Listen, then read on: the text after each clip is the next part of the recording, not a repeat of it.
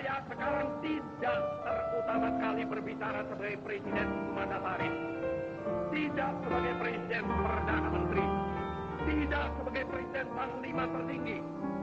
Saya berbicara di sini sebagai penyambung lidah rakyat Indonesia. Pangeran Diponegoro adalah pemimpin dari Perang Diponegoro. Perang Diponegoro berlangsung selama 5 tahun, yaitu antara tahun 1825 sampai 1830 dan diperkirakan memakan hampir 200.000 nyawa dari kedua belah pihak. Sultan Hasanuddin berperan dalam peristiwa perjuangan melawan Belanda di Kerajaan Goa, Sulawesi Selatan tahun 1666 Sultan Aceh Muhammad Deutsche tidak menyerahkan kedaulatan Aceh kepada Belanda, sehingga satu-satunya wilayah Nusantara yang tak pernah takluk ke Belanda saat itu adalah Aceh. Sisingamangaraja 12, pemimpin Perang Batak, perlawanan Sisingamangaraja 12 di Sumatera Utara. Perlawanan ini yang dinamakan juga Perang Batak, berlangsung selama 29 tahun.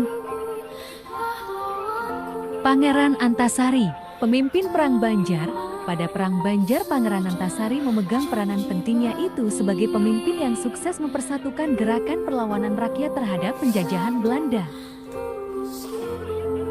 Panglima Polim dan pasukannya ikut bergabung dengan Teuku Umar dan pernah terlibat pertempuran besar melawan penjajahan Belanda pada April tahun 1896.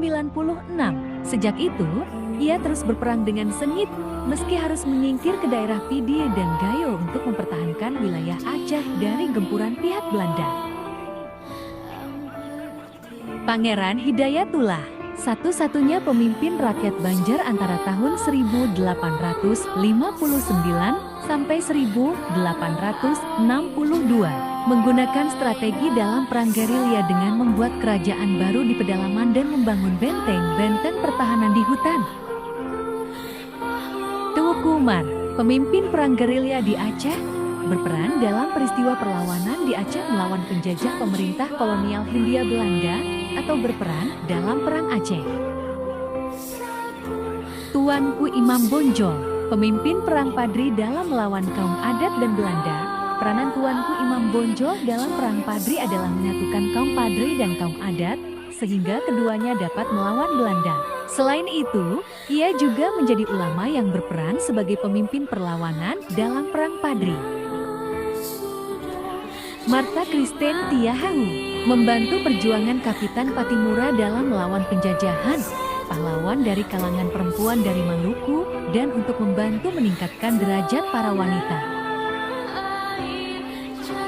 Kapitan Patimura adalah pempek perjuangan rakyat Maluku menghadapi kolonialisme Belanda.